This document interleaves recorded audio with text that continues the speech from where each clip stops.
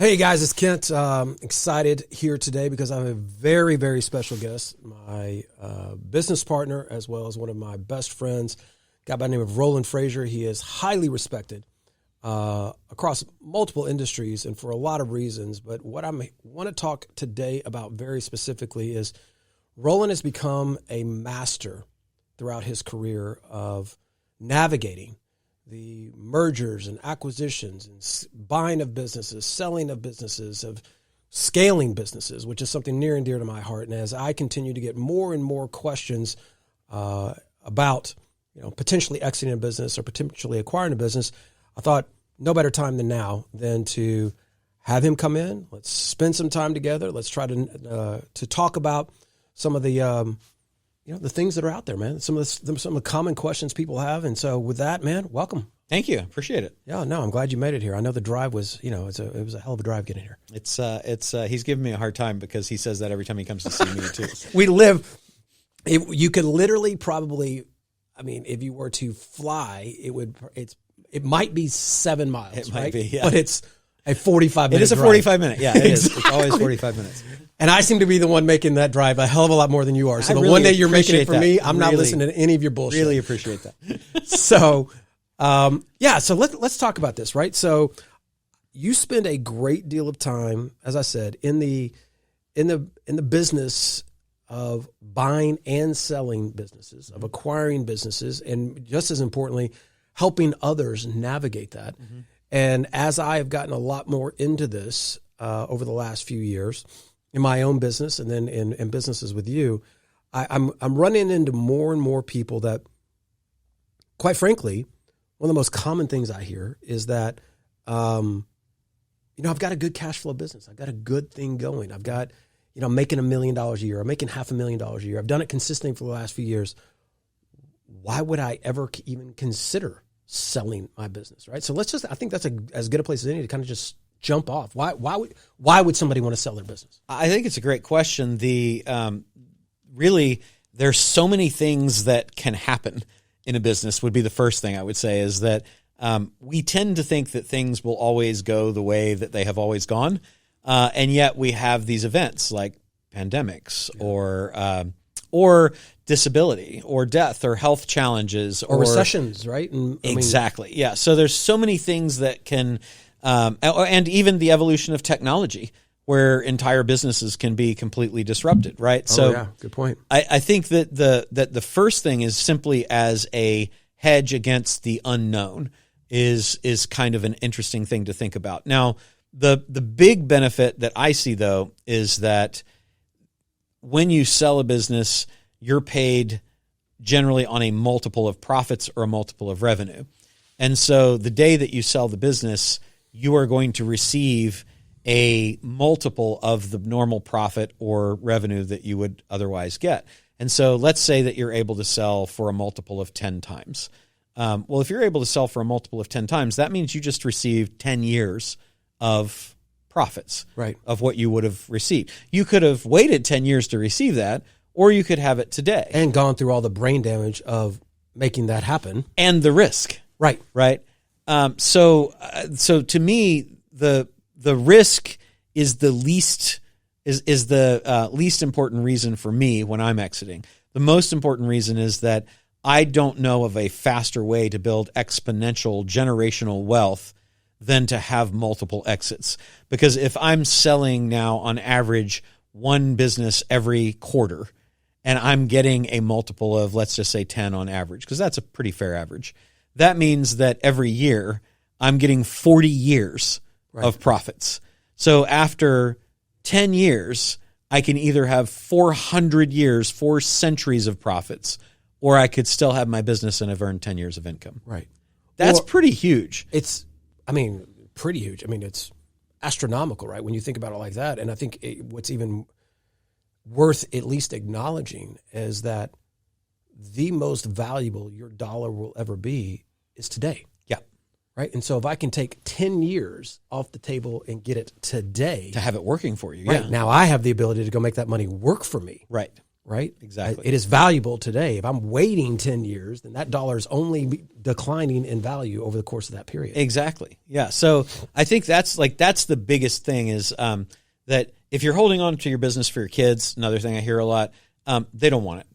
They don't want it. They want to be Instagram stars. They want to be influencers. They've got their own dreams and hopes. And only, I think the research I saw was only about 2% of businesses typically successfully pass generationally because the kids don't want it. They're not qualified. They don't know, It wasn't their dream. They want to do their own thing. Yeah, exactly. Don't force your dream off on them. It's like trying to make them a football player because that's what you wanted in high school and you never got to do it. It's just sad. So, but the main thing is that, you will be freed up to do whatever you want to do, and you'll be able to really compound the amount of profits that you get. And that when I got that, I was like, I'm always in this to sell this business. Right. That's my goal. Now, if you have like no other ideas, no other hopes or dreams, and this is your baby and you want to stick with it, then you shouldn't sell. But if you're thinking about it from a pure play of finance, if you're thinking about it from the fastest way to build wealth, if you're thinking about it from the fastest way to get the largest return on what you do, and if you have any idea of what else you might want to do with the money or what else you might want to do with your life, then it's kind of crazy not to. So, I know you run into it. I run into it as well. There's a lot of fear of disbelief that somebody would actually buy my business. Yep. Right? So talk for a second about the people, the companies, the organizations that buy these businesses and pay that multiple, right?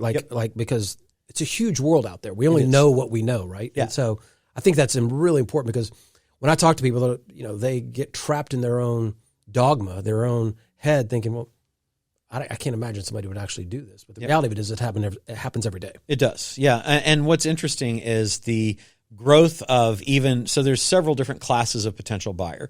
There are strategic buyers who are buying to fill some gap in their business. Your business is good at lead generation or has an audience that somebody wants that would enable them to sell more of their products or services.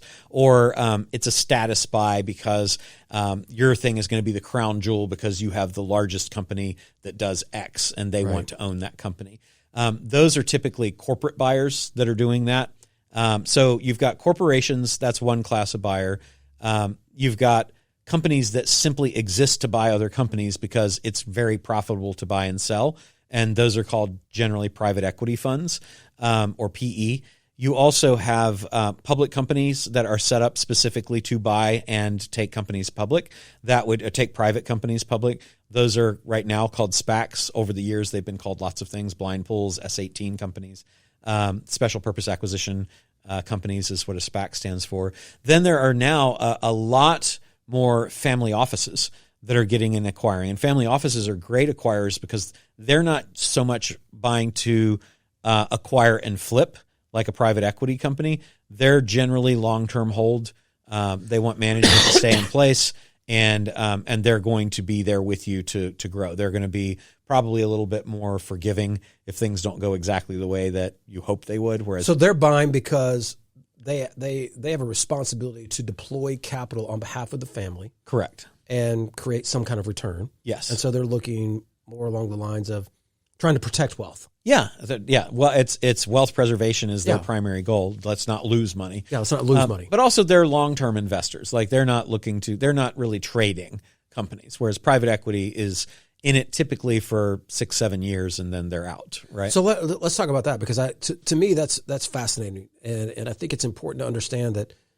And I'll let you get into it, but the bottom line, a private equity company, at least in part, their business model is that they are trying to acquire companies, and typically a portfolio of companies, right. And the cumulative effort of putting all those companies together, the whole that they have created, or the sum of what they created, is now more valuable, not just because of the revenue they've created, but because they've been able to actually change the multiple. Yeah.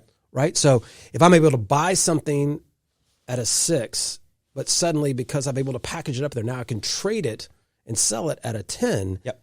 Right. So talk about that a little bit. Yeah, absolutely. So kind of the environment of acquisitions goes from the least appealing company, which has the most risk, is an owner-operated company. So if you're working in your company and you have to show up, you have a job. We talk about this a lot. All the time. You can't leave the company Hustler for 6 must months die, or a year. right? Yeah. You gotta actually turn it into a business. Exactly. Then that owner-operated company across all industries, and there are lots of different multiples, but across all industries right now, those companies command about a 2.5 times profit multiple. So if you're making $1 million a year in profit, you're going to sell that business for $2.5 million.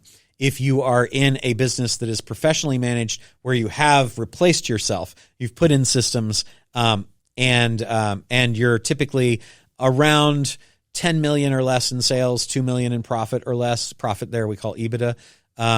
That's going to sell on average across all industries for somewhere between 3.7 and 4.5 times. So instantly going from owner operated to professionalized, so that you not only get your life back, but your value of your company is going to go up by a factor of about 2 times profit. Okay. Right.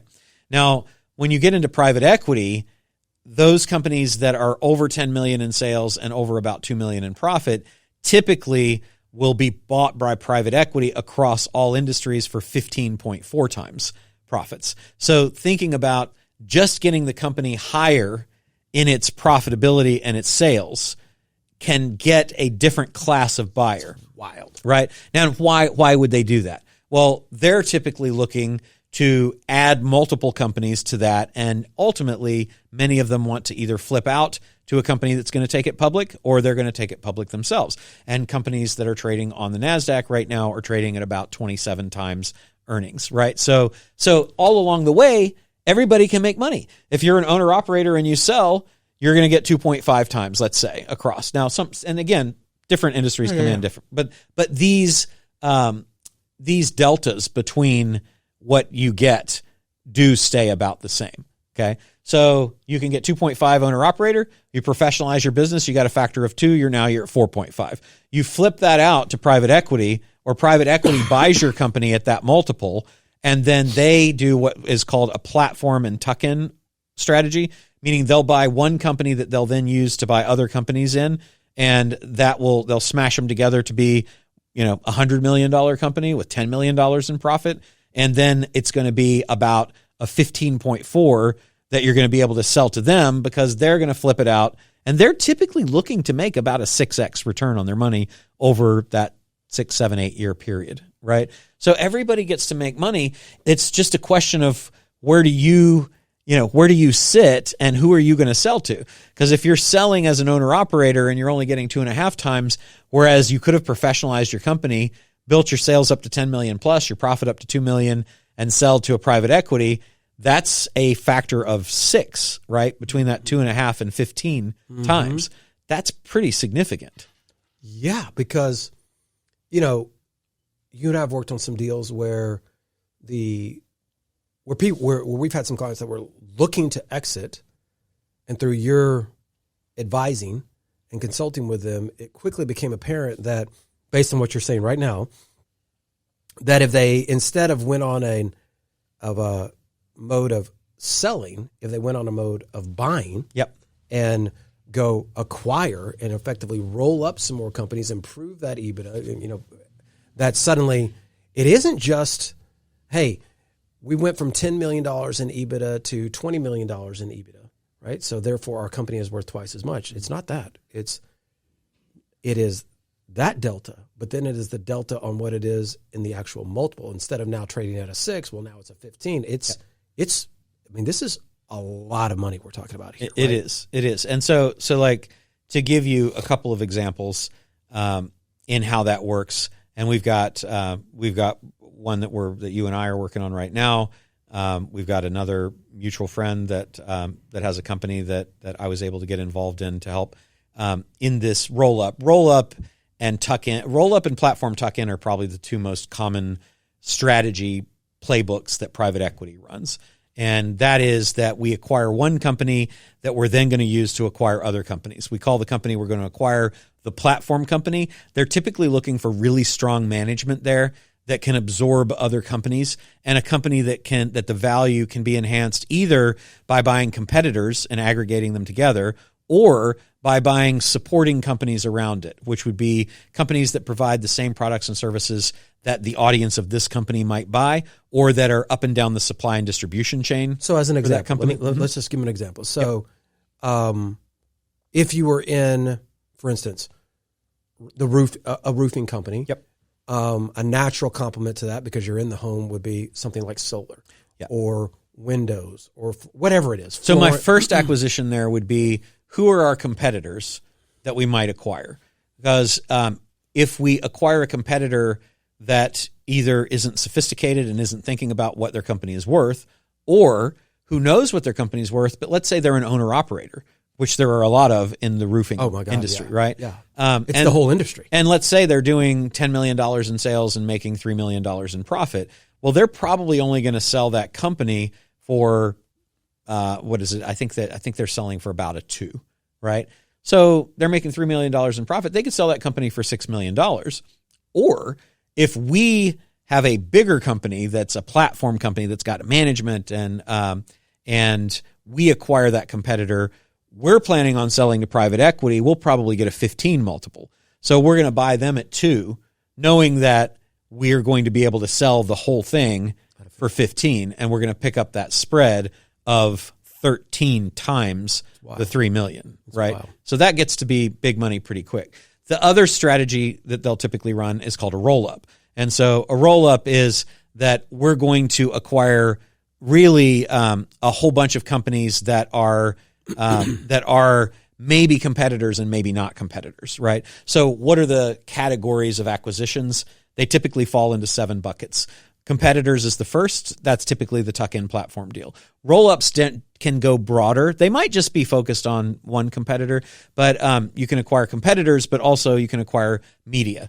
Who's aggregated the attention and eyeballs of my ideal customer? You can acquire infrastructure. You can acqui-hire, meaning that you're acquiring to get the key people that are running that company that will now become part of this company, or to add a functionality like a software development team or a sales team or a rep network or something like that. You want the resources more than you want the revenue. Exactly. You could do it to acquire products or services so that you can have products or services that you'll be able to offer because you have similar audiences. So it increases your lifetime customer value because your people will now buy these things, right? You can acquire up and down the supply and distribution chain. In roofing, I might want to acquire the manufacturer of the roofing tiles that I'm using, or any of the other things that are in that. Or maybe I'm a roofing company, but I want to acquire a chain of retail stores that are remodeling stores, because now I'll have the customer flow from those retail stores. Exactly. Or maybe I'll say, look, they've created a really cool hybrid now. We're a roofing company, but there are roofing tiles right now that provide solar energy. So let's go acquire the rights to that technology, and we can acquire innovation. So it's like all around, or maybe there's we do roofing replacements, but there are companies that provide gutter cleaning services and things like that. And our roofing customers might want that. And that's a monthly recurring revenue thing. So I want to acquire recurring revenue so that I can increase my profitability, right? So those are kind of like 7 categories of acquisitions that we would look at when we were doing a roll-up. Got it. And so... the big thing there, is that you're acquiring, like when we go in and people come to us, like the folks that we talked about, and they say, maybe they'll even say, we've talked to an investment banker, or more often they will have an offer, because private equity has all of their interns calling any business that might possibly be an acquisition. I get these calls and emails every week. Right. So maybe they've got an offer. So then they come to you and me and they talk, and we say, okay, what does that look like? Well, they're offering me 2 times or 5 times, which is a good offer for where they are right now. And one of the strategies is to say, well, rather than letting those guys make all the money by acquiring us for the market value of our tiny company now, what if we act as a platform? Yeah. What if we do the role? Actually, I want to talk about this. Yeah. Because we've actually had this happen now 2 or 3 times. And so when somebody does have somebody come in, and they are, the ball's moving, right? Yeah. This isn't just superfluous nonsense. This is actually moving. How important is it I know my own personal experience, Right. and I don't want to speak for you, but I've witnessed this, like where somebody has a real offer and they're excited about it. Yes. And to them, it satisfies but then through a very, quick conversation with you, going through some due diligence, suddenly that offer is improving by a factor. Yes. Like not just, incrementally. It is like exponentially. It's going up. I know what you're going to say, but how important is it to work with somebody that actually understands this? Because I put it to you this way. I get people all the time talk to me about I'm trying to scale this business or whatever the case may be, and to me, it's so important to try to work with mentors or coaches or somebody who's actually navigated something before, because it just puts more money in my pocket, right, and puts more time in my pocket. And right. So I know that's true here, but I'd love for you to talk about that. Like this could easily be million. When we're talking about generational wealth, and you're talking about an exit going from 12 million to 25 million, or from 30 million to 60 million, or from 100 million to 200 million. This is no joke. Like, how important is it to have the right people at the table? Yeah, it's absolutely critical. And I think the thing that, like, if you think about it, when people try to do this themselves, they're going to get probably a fairly fair offer. Private equity knows what the companies are worth within a range, and very seldom do they come in at the low end.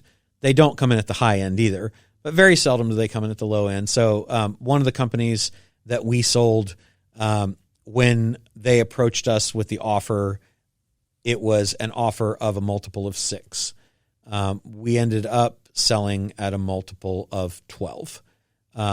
That was the highest offer, and it was a sophisticated buyer. It was Blackstone, which is a pretty sophisticated buyer.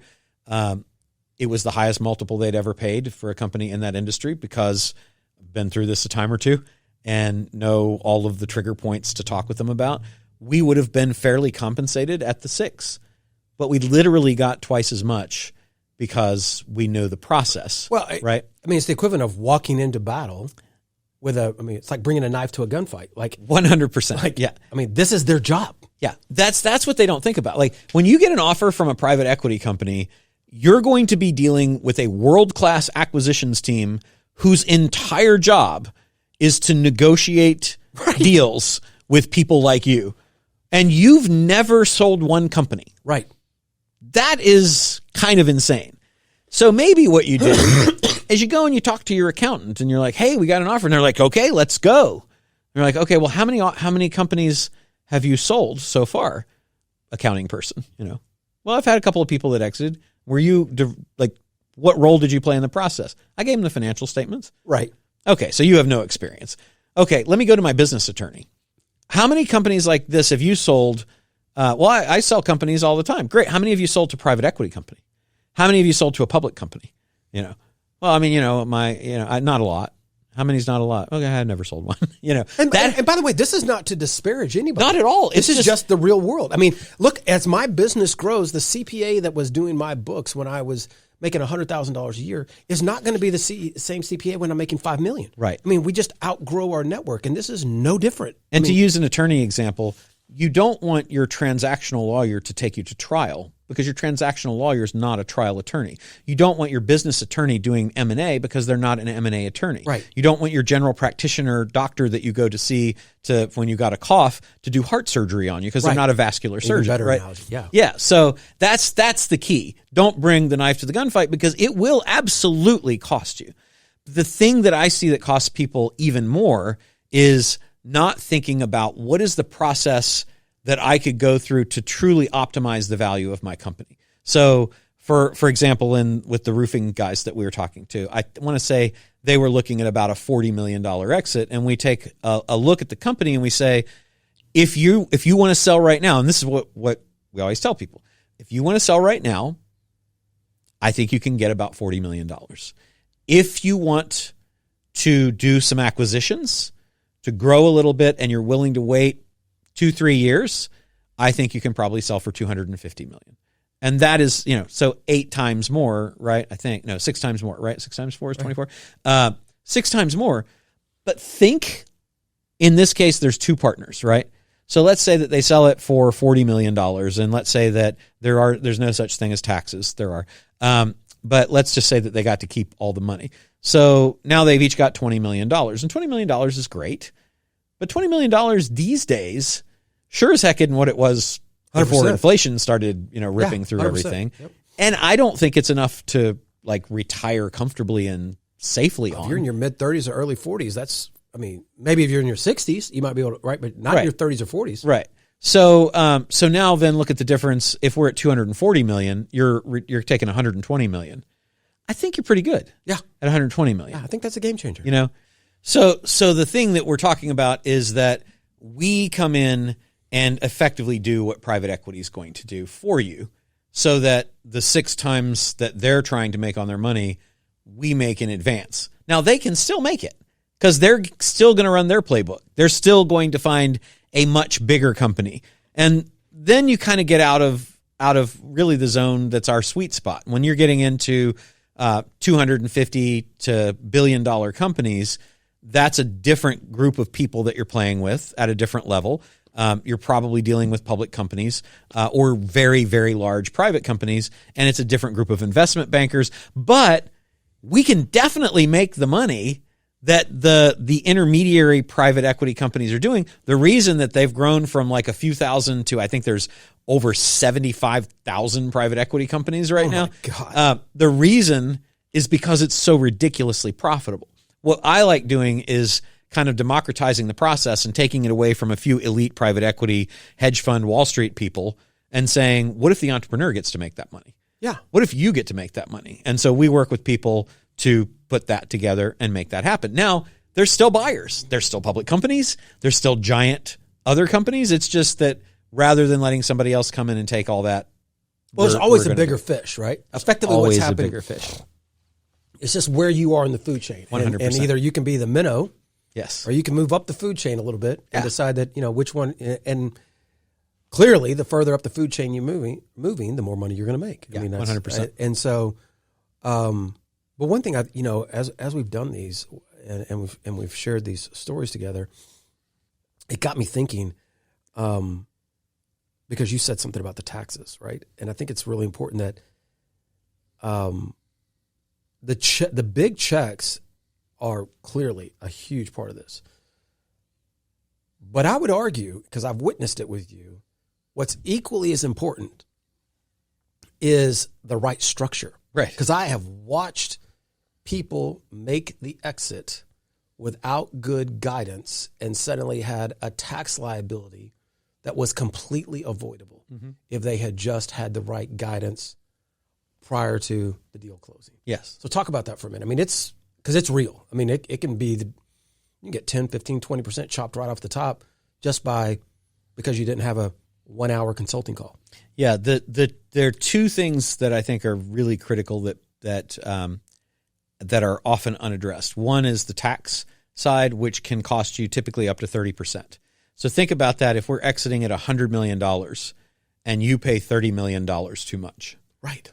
That I'm going to feel pretty bad about that. Yeah, that's a big pill to swallow. And like one of the transactions that we're doing right now is kind of interesting that the taxes become a negotiating point. So in 2 different offers, and this is some people that you and I are both working with, 2 different offers come in.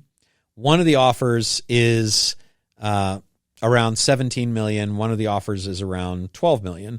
$17 million offer has been done by a very experienced M&A team that is using all the tricks, right? And I don't mean that in a bad way, like using all the strategies. Right. And so their offer is, well, the reason you should take us is that we're so many millions of dollars more than this other company. And we go in and we look at the offer and it's like, well, part of the offer is based on what we call the second bite of the apple, that you're going to let us continue to own part of the company and then hopefully you're going to sell it and then we're going to get paid then. But we don't know that we're going to get that money. And we don't know that that you're going to be able to sell it, right? Right. So that kind of affects it. But then the other part of the offer was $1.8 million of tax benefits. because this buyer said, we're willing to structure this as a stock sale instead of an asset sale. So in a stock sale, you typically pay capital gains taxes, which, depending on how you hold the company, can be significantly better than ordinary income taxes. Totally. And so what they were saying is this $1.8 million is the advantage to doing the deal the way we're willing to do it.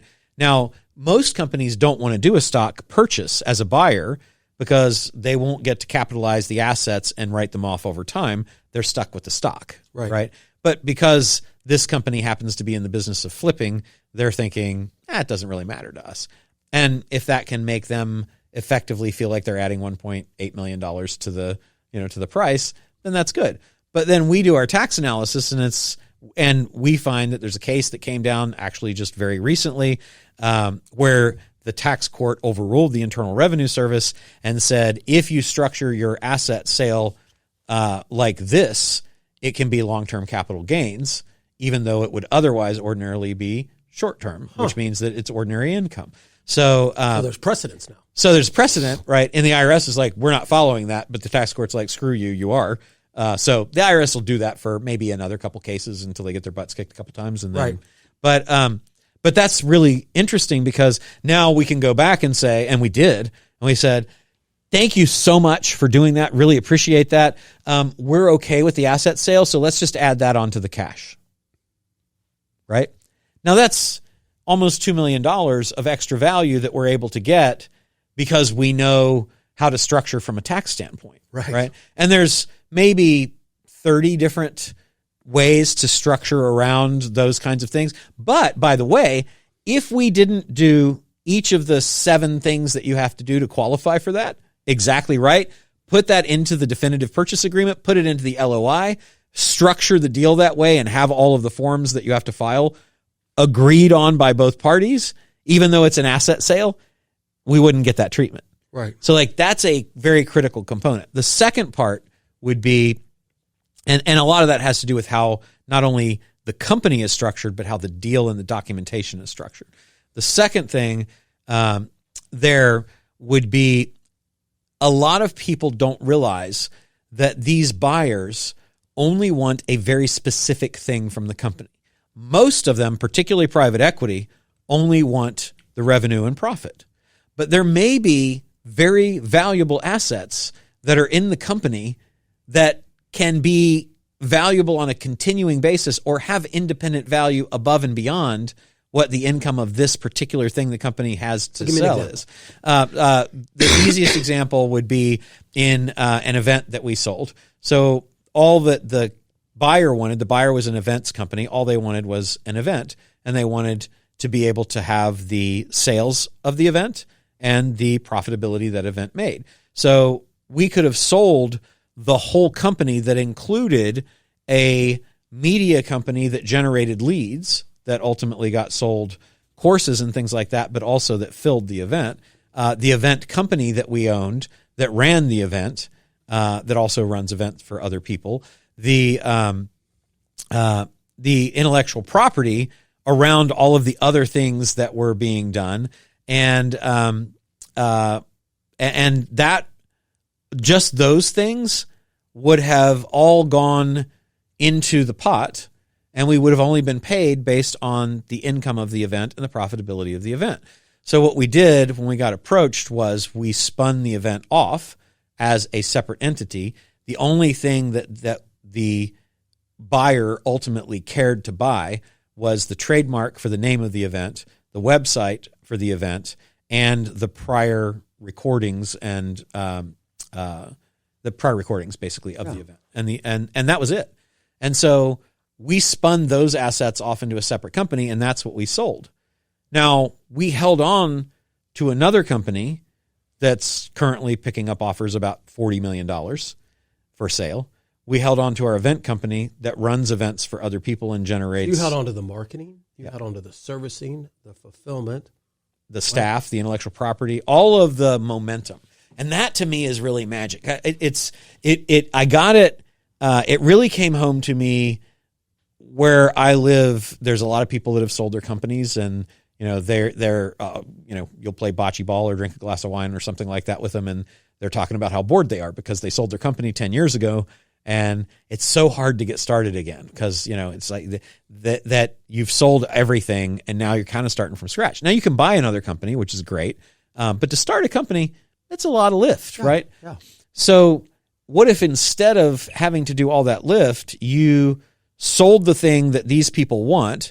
You didn't give them all the other things that they would probably let go. And I watched this happen. So if we had sold the whole thing, they would have let all the people go. They would have not used the IP that wasn't directly related to the event because that's not their business. They would have stopped selling all the courses because that's not their business. And all of those other assets that are worth tens of millions of dollars in your hands would have been worth zero in theirs. Right. And they didn't care. Right. They don't care. Like, that's the big thing is, so knowing how to thin slice the company into the profit centers that, or the value centers that the buyer doesn't care about in advance is huge, because if you do that, then you don't have to negotiate with them about cutting all that other stuff out, and they're not getting something that they don't care about anyway. And now you've got multiple things that either have independent value to sell, which they did in our case, or even if they didn't have independent value to sell, they are a fire hose of leads or products or IP that can be focused at other things to launch those companies even faster, right? And that means that you can use those to grow company after company after company. So I call that the goose and egg strategy, is that let's sell the eggs, but let's always keep the geese that are helping us to birth these companies. Then we never lose our momentum, and we're never the people that I'm playing bocce ball with that are like, it's just so much work to do that again. It's like, what if you didn't lose your momentum, but you got your payday, and then you got another payday, and another payday, and another payday? And so, like, I'm just trying to think of it like in a company like REI Nation, where it owns the property management company, right? It has an acquisition. It's not a separate entity, but an acquisition arm, a marketing arm, like I just said, property management, a rehab arm. Literally what you're saying is that in the right hands and under the right circumstances, it's not far-fetched to believe that each one of those things has a value, and some acquirer may come in and just say, you know what we really want? We're trying to grow our property management company. We manage 100,000 property. We want to grow our company by 8% this year. Right. We just grow it by bringing your portfolio in. But that doesn't mean that the other stuff, if it was carved out 100%. correctly, is still super valuable. Not only do they not care about it, they literally do not value it. And when I say value there, I don't mean in a philosophical fulfillment way. There is no value assigned to it, so why would you give it under to those it? circumstances? Right. Yeah. And they're in that, and so that's the point of having somebody who's been in the trenches, who understands that that's even a real possibility, quite frankly, because most wouldn't. I just think about it, and again, I mean, it doesn't make you a good business person or a bad business person. It just makes you somebody who doesn't have experience in buying and selling businesses. It's not what you do. Yeah. And so if you don't know what you don't know. And hey, somebody's willing to give me $200 million for my business, but what they really wanted was this portfolio sitting over here. They don't really care. I mean, how we got there, they don't care. What they really wanted was this thing over here. That gives you the opportunity to have multiple bites at the apple. It does, and multiple exits, which is really what happens. So one of the companies that I acquired, we've had 4 exits so far. We've got another 5 to go. That could have been one exit, right? It's wild. Yeah. That's wild. So it's literally what is true going up is also true coming down, meaning, rolling them up, hey, they're worth more as you roll them up, but equally in the right hands, as you're unwinding them, they could be worth infinitely more if you break them apart and value them independently. Yeah. And then you get into the ultimate Frankenstein puzzle, which is that you can take parts that weren't valued here and parts that weren't valued here and put them together and create entire new values as well, right? It's wild. Well, and it's all the more reason why somebody, again, back to the original point I was trying to make, is that, anytime somebody comes into my world, which is happening more and more often as I coach more and more CEOs, as I'm dealing with more and more very high-level people, these conversations are just naturally happening. And inevitably, as I've told you, every single one of them, like, you have no business doing this without talking to Roland and team. And so my exposure to it is certainly limited, comparatively speaking to you, but I do appreciate the simple value that it is just true. Yeah. At the end of the day, if you don't know what the hell you're doing, you at least, just like in any other business, if I don't know how to fly a plane, I can tell you the most valuable person on a plane when I get on there is the damn pilot, right? Yeah. If I go into surgery, the most valuable, if you don't know what the hell you're doing, go get the expert. Yeah. It's also really, it's frustrating and unfortunate because I do have people that I know who have been approached. They liked the offer. They felt that they could negotiate it themselves, and they did. And I literally watched them leave. I mean, one case I can think of in particular, literally watched them leave about $15 million on the table. And it's just sad because it's so easy, but it was like, no, I know how to do this. I got this. I'm a business person. Don't let your ego ever get in the way of getting full value for anything. How hard it is to make $15 million, bro. That's hard. Yeah. It's real hard. Yeah. Well, and even if it wasn't hard, every 15 million helps. Amen. Right? Right? Yeah. So let's talk about, let's switch gears here for a second because, this podcast is going to live on for many, many years. But at the time that we're recording this, we are staring in the face a recession, potentially. If you listen to the experts, and we were coming out of turbulent times with COVID, et cetera. And you and I've talked about this a lot, and I know you talk about it a lot outside of our conversations. That there are a lot of businesses to be acquired. There are a lot of business owners that, quite frankly, when they look at times like this, they're like, "Man, I've been doing this for 30 years, and I just don't want to do it anymore." And which gives us the opportunity to acquire businesses very creatively, effectively coming into deals where very little outlay, if any, on deals. No different than real estate, quite frankly. And I know it's something you're passionate about. I'd love for you to talk about why now is the time to really be looking. If you're looking to grow your business, well, now is the time to, for sure, consider doing it through acquisition. Yeah, I think it's a great time because we haven't in the bigger deals that you read about in the papers and on the blogs and things like that. You're seeing a contraction of value, right? That you're seeing companies that are doing what we call down rounds.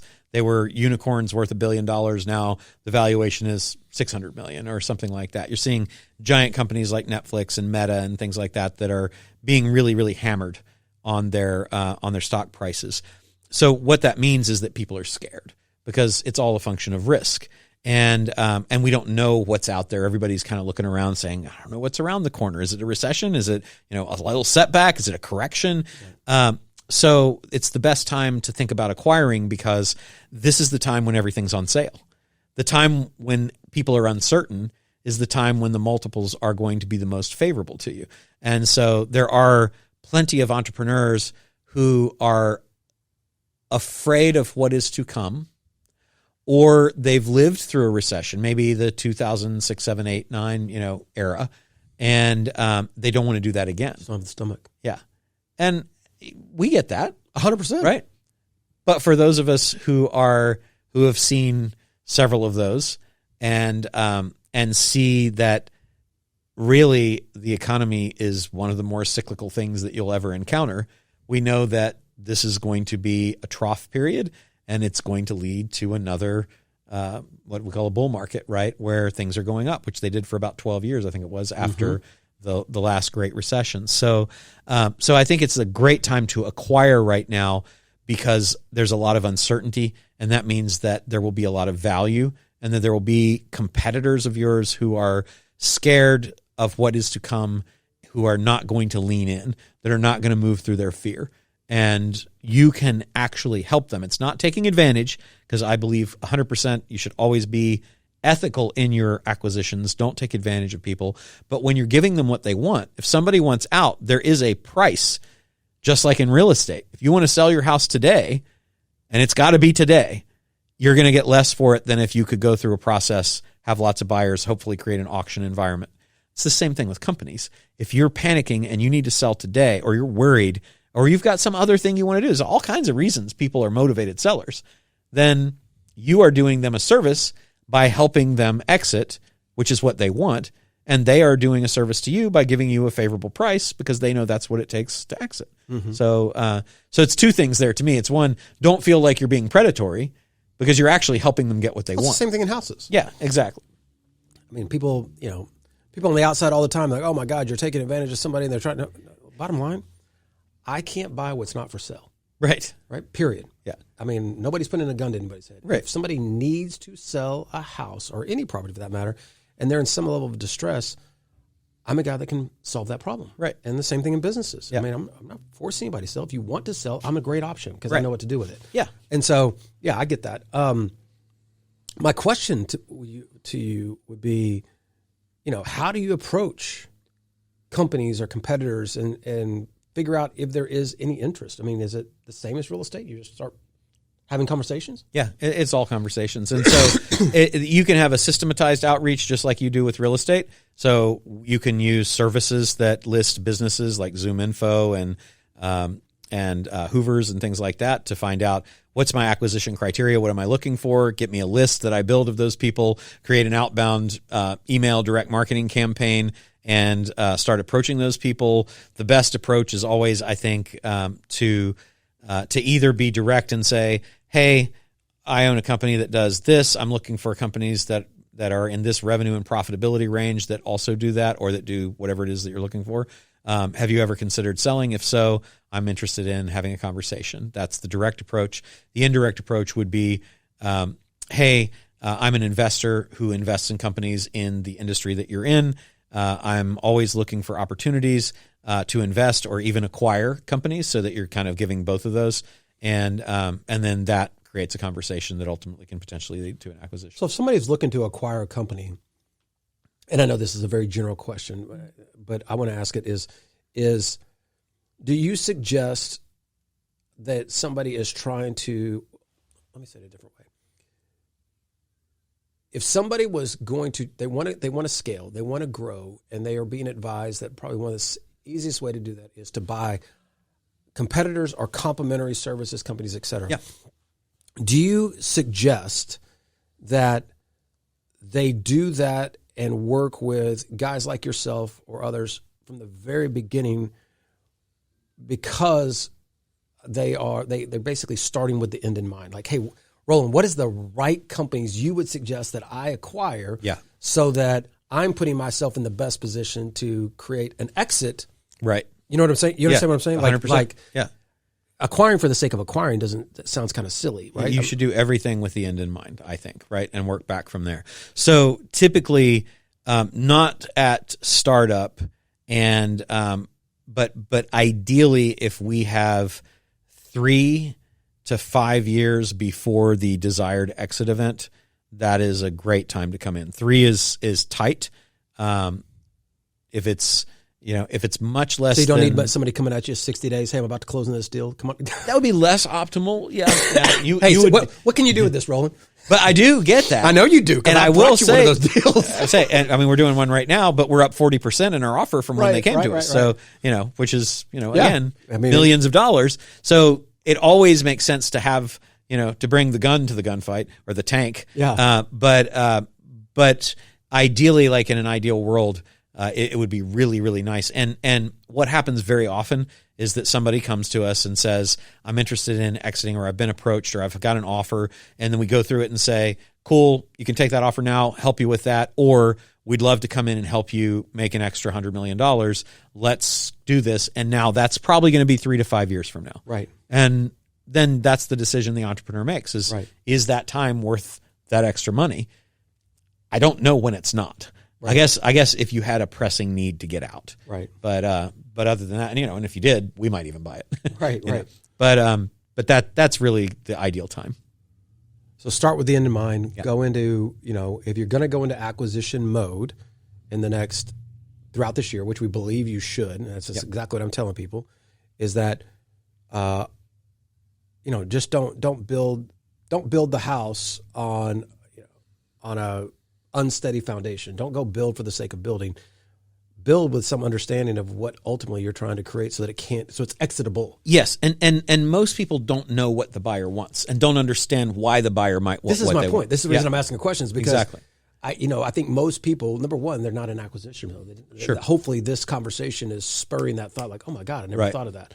But number two, I think it immediately brings up the next question is, okay, so I run a construction business. What companies should I go and look at acquiring? Right. Well, I mean, there's all kinds of businesses Right. that naturally complement that. Do they add more value? Do they take away value? If you go and add, a software component to what you're doing, an estimating software business to it, or I know that creates a different multiple than if you're just going and acquiring your competitor. Correct.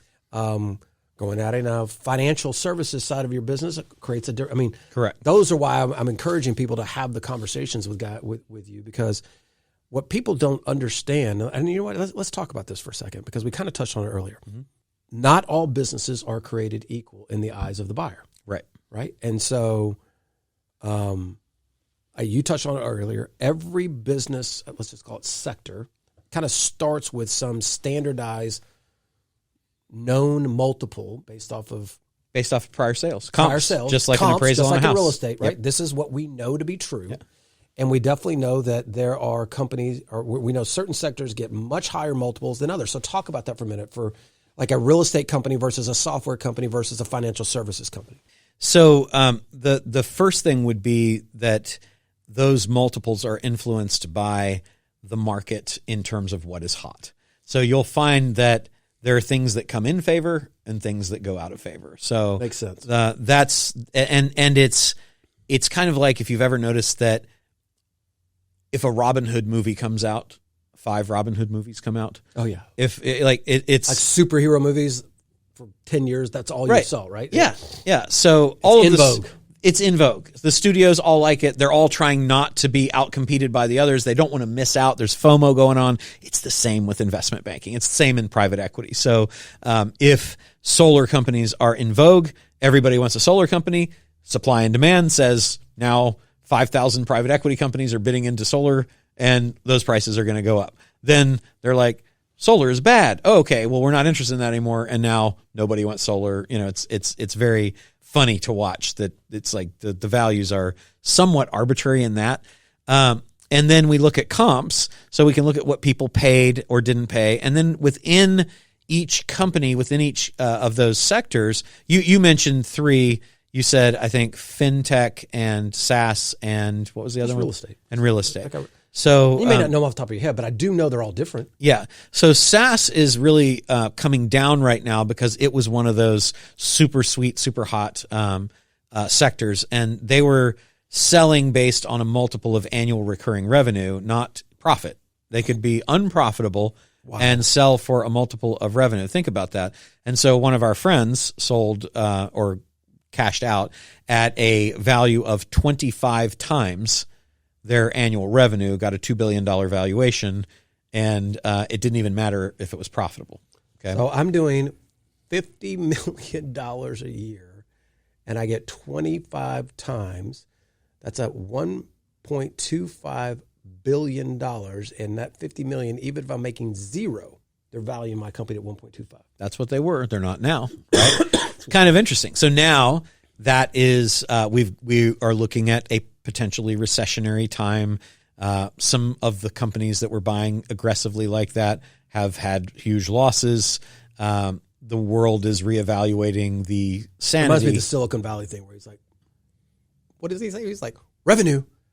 Oh, no, we're pre-revenue. Yeah. Don't talk to me about revenue. It's like that dumbass. The funny thing is that it used to be more valuable to be pre-revenue than revenue, because pre-revenue is like, we can paint this hockey stick pie in the sky, but revenue is like, well, now we actually know what you can make. So, oh my God. Yeah. So don't give me revenue. No revenue. But yeah, so those 25 multiples on ARR now have fallen significantly, and now you need to be profitable, and you're probably closer to 10, right? So that's a pretty significant drop. Yep.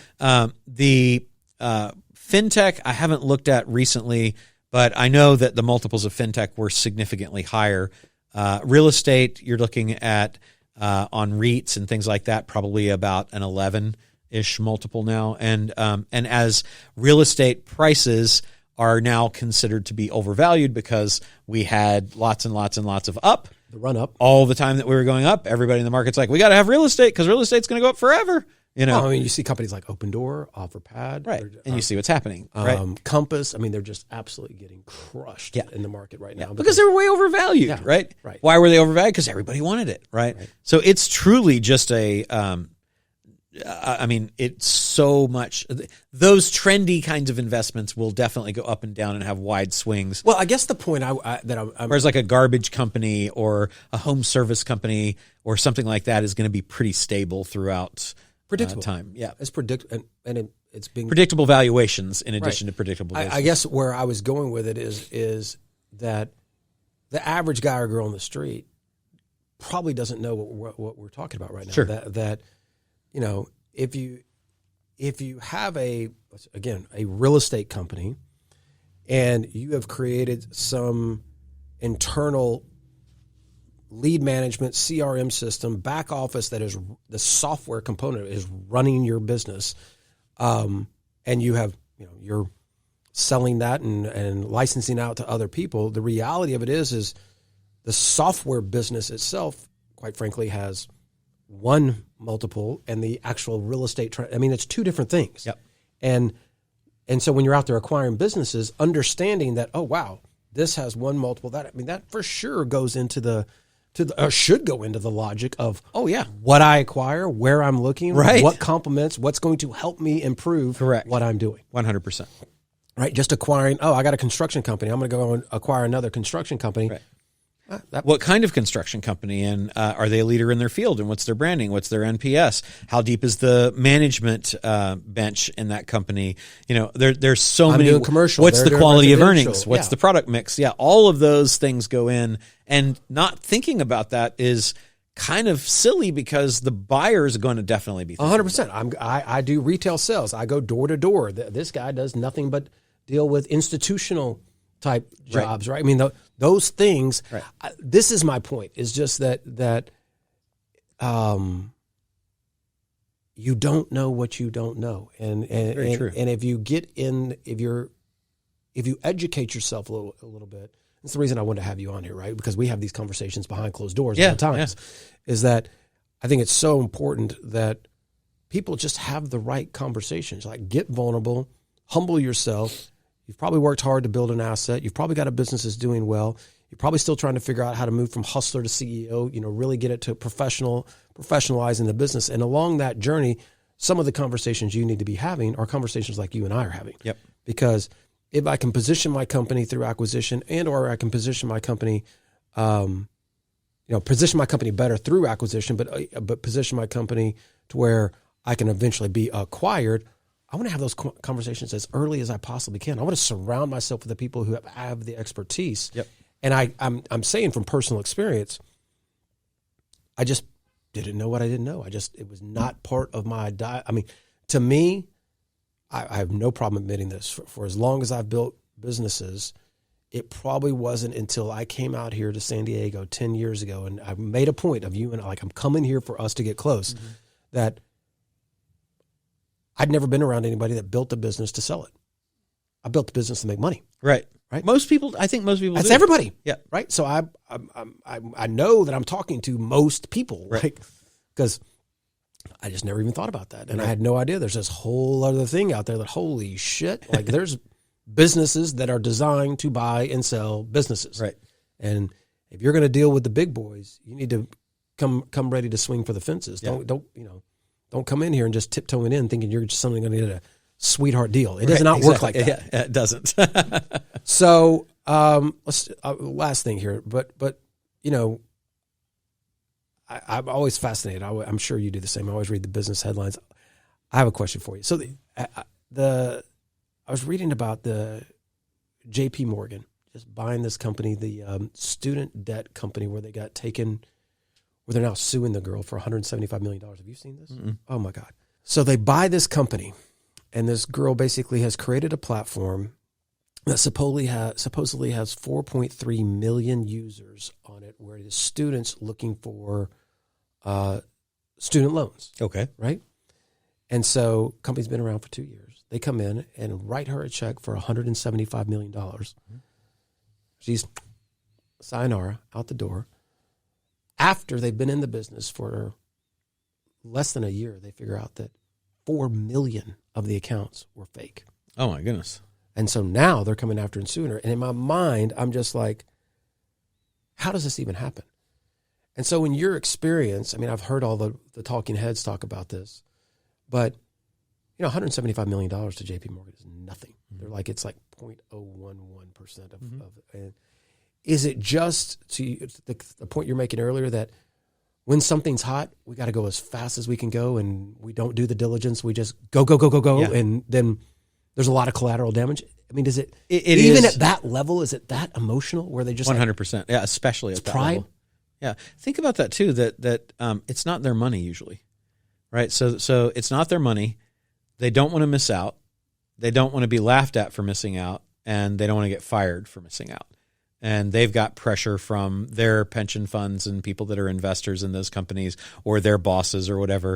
And it's like, man, we got to get this social media thing. Apparently it's going to be a big thing, It's so wild. Who's got that? Well, there's this 22-year-old, I don't know how old she was. There's this 22-year-old I think she was like gal, 24. Yeah, who's built this thing in only 2 years. She's got 4.5 million, we'll buy that, okay, and you get into due diligence, Now you will have reps and representations and warranties she's got to make that would be probably within plus or minus some percentage that there are, and just like Elon Musk was having that thing with Twitter, that a certain number of those accounts can be fake, and that's okay because that happens. But a certain number, when that's exceeded, things happen.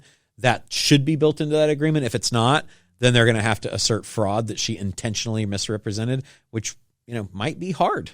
Right. Well, I mean, I think, the reason why I find that stuff fascinating is because, I'm watching this new Netflix special on Bernie Madoff. I don't know if you've seen it. I saw it. It is. At the end of the day, there's always a human being behind the decisions. Right. And the psychology of human beings is just freaking wild. It is. That this dude knew, hey, I want to give you $100 million. Nope, can't give it to me. Yep. Like he knew by saying no over and over. Okay, what that one scene where it was what about 150 million? It's going to have to be $600 million. Yeah, you know what? If you want to get in, I'm gonna. I'll do it for $600 million. And it was they did most of the time, right? And those are the guys that are managing your money. Yeah. So don't do that. Be an entrepreneurial investor. Do this. It's just so crazy to me. I mean, it doesn't surprise me honestly, but but. A human being is a human being is a human being. At the end of the day, the psychology of what is going on, whether it's pride, whether it's ego, whatever it is. And I think pride, ego, and hubris are right up there in the investment banking world, about as high as it goes. Yeah, it's at the top levels. He clearly knew. I talk about this all the time: scarcity and exclusivity, and making people driving in with the intrinsic value, like. Playing into somebody's emotions when it comes to is extremely powerful and helping people understand that what you can do for them. Now, he clearly used it to manipulating people, but well, look at HTC. Same thing, right? Wow. It's at that level. Everybody, crypto to me, just generally is a great example. Let's all pile in because it's going to go up forever. And I don't want to miss out. My friend just made this. They bought Bitcoin at $600, and now it's at $1,200. Now it's at $10,000. Now it's at $20,000. Now it's at $40,000. And you're looking at that. I mean, because I sure did, and I was like, man, I like Buffett's thing. If I don't understand it, I'm not going to invest in it. I don't get that. It has no inherent value, right? And felt kind of silly that I didn't get some at. Oh, I felt the same way. But you know what? I hate losing money more than I like making money. So I'm okay with that. We're doing pretty good. I like this business that we do and all the things we've been talking about because it's real. It's based on real numbers, real people, real performance. It's not trendy. It's been around forever. It's going to continue to be around forever. And you can make a heck of a lot of money. Amen, brother. I couldn't have said any better than that. Well, man, I appreciate you coming on. Thanks for having me. This is fun. I'll talk about this all day. Yeah, I know you. I literally know you and I could sit here and doing this all day. And we should do it more often. Yeah. We actually should do this maybe like once a month or something because I believe that more conversations like this will kind of unlock somebody's potential. Like I'm all about, like I said, the time is now is my motto here, and waking people up is a big deal to me. I just think there's a lot of people that unknowingly are asleep at the wheel. They're not intentionally doing it. They just don't understand what the possibilities really are, whether it's acquiring businesses with very little money or no money, or whether it's, rolling up businesses or ultimately even making an exit, but turning that exit into an even bigger and better exit. So I love conversations like this, dude. Thanks for doing this. Thanks for having me. All right, Appreciate brother. Peace. We'll see you guys.